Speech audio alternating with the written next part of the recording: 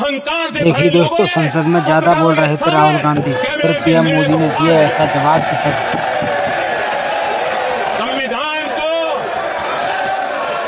हर मौके पर संविधान के साथ खिलवाड़ करना, संविधान को न मानना, ये जिनकी आदत हो गई थी।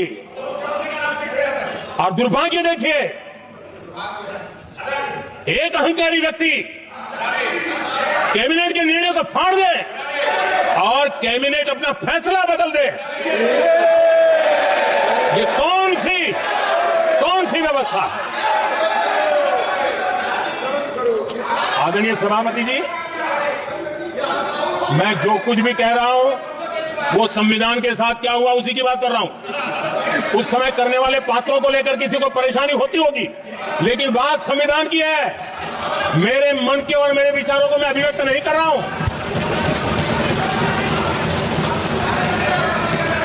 आदरणीय सभापति जी, कांग्रेस ने निरंतर संविधान की अवमानना की, संविधान के महत्व को कम किया। कांग्रेस इसके अनेक उदाहरणों से भरा पड़ा हुआ है। संविधान के साथ धोखेबाजी कैसे करते थे, संवैधानिक संस्थाओं को कैसे नहीं मानते थे, इस देश में बहुत कम लोगों को मालूम होगा।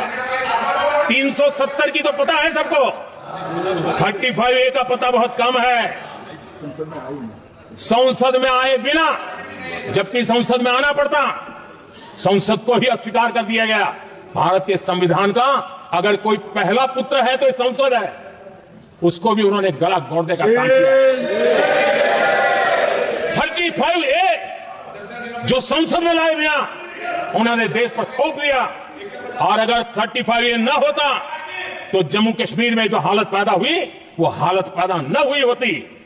राष्ट्रपति के आदेश पर यह काम किया गया और देश की संसद को अंधेरे में रखा गया। आदरणीय सभापति, यह संसद का अधिकार था, कोई अपनी मनमानी से नहीं कर सकता था।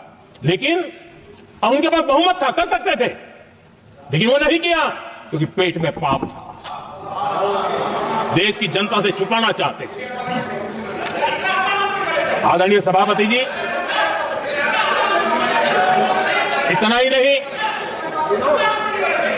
बाबा साहब आंबेडकर जिनके प्रति आज सम्मान का भाव सब कोई अनुभव कर रहा है, और हम लोगों के लिए तो बहुत विशेष है, क्योंकि हम लोगों के लिए तो जीवन में बहुत बड़ी जो कुछ भी रास्ते मिले ना वहीं से मिले हैं। आदरणीय सभापति जी, बाबा साहब आंबेडकर संसद में मोदी जी का ऐसा अवतार नहीं देखने को मिला होगा। इनके मन में कितनी कटुता भरी थी, कितना द्वेष भरा था, मैं आज उसके डिटेल में जाना नहीं चाहता हूं। लेकिन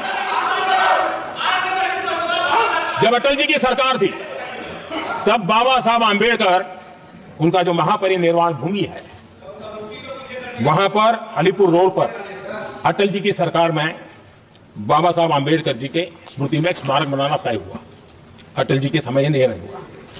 दुर्भाग्य देखिए, 10 वर्ष यूपीए की सरकार रही, उसने इस काम को नहीं किया, न होने दिया। बाबा साहब आंबेडकर का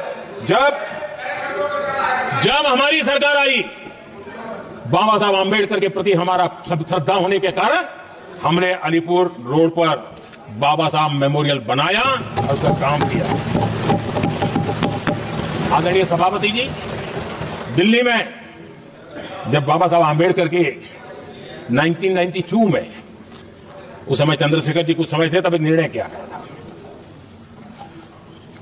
आंबेडकर इंटरनेशनल सेंटर यही जनपद के पास 40 साल तक वो कागज पे ही पड़ा रहा, नहीं किया गया।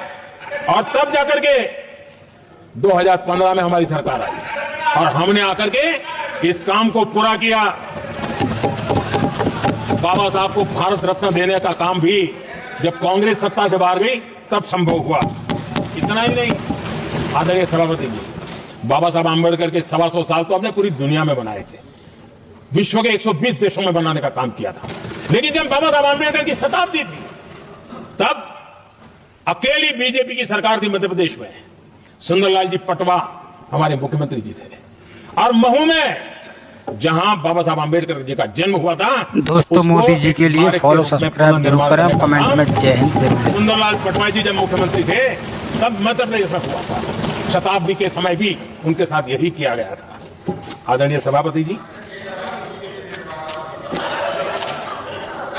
हमारे देश में बाबा साहब आम्बेडकर एक दीर्घदृष्टा थे। समाज के दबे कुचले लोगों को मुख्य धारा में लाने के लिए वो प्रतिबद्ध थे और एक लंबे सोच के साथ भारत को अगर विकसित होना है तो भारत का कोई अंग दुर्बल नहीं रहना चाहिए, ये चिंता बाबा साहब को सताती थी और तब जाकर के हमारे देश में आरक्षण की व्यवस्था बनी। लेकिन वोट बैंक की राजनीति में डूबे हुए लोगों ने धर्म के आधार पर तुष्टीकरण के नाम पर आरक्षण के अंदर कुछ न कुछ नुक्सेदनी करने का प्रयास किया और इसका सबसे बड़ा नुकसान SC, ST और OBC समाज को हुआ है। आदरणीय सभापति जी, आरक्षण की कथा बहुत लंबी है। नेहरू जी से लेकर के राजीव गांधी तक कांग्रेस के प्रधानमंत्रियों ने आरक्षण का घोर विरोध किया है। हिस्ट्री कह रही है आरक्षण के विरोध में लंबी लंबी चिट्ठियां स्वयं नेहरू जी ने लिखी है, मुख्यमंत्रियों को लिखी है। इतना ही नहीं, सदन में आरक्षण के खिलाफ लंबे लंबे भाषण इन लोगों ने किए हैं। बाबा साहब आम्बेडकर समता के लिए और भारत में संतुलित विकास के लिए आरक्षण के लेकर के आए। उन्होंने उसके खिलाफ भी झंडा ऊंचा किया हुआ था। दशकों तक मंडल कमीशन के रिपोर्ट को डिब्बे में डाल दिया था। जब कांग्रेस को देश ने हटाया, जब कांग्रेस गई, तब जाकर के ओबीसी को आरक्षण मिला, तब तक ओबीसी को आरक्षण नहीं मिला। ये कांग्रेस का पाप है। अगर उस समय मिला होता तो आज देश के अनेक पदों पर ओबीसी समाज के लोग भी देश की